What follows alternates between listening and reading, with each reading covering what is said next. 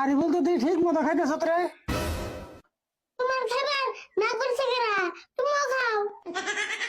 তোর নাগাল খেয়ে তো আমি হতো, তোর কিন্তু ইঞ্জিন ঠিক আছে রারিবু।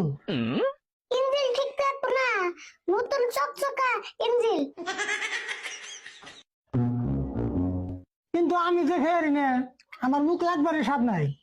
তোমার মুখে আর কত স্বাদ কাটবো, এই ছোট গালে থেকে একটা মুখ দেখাইতেছ।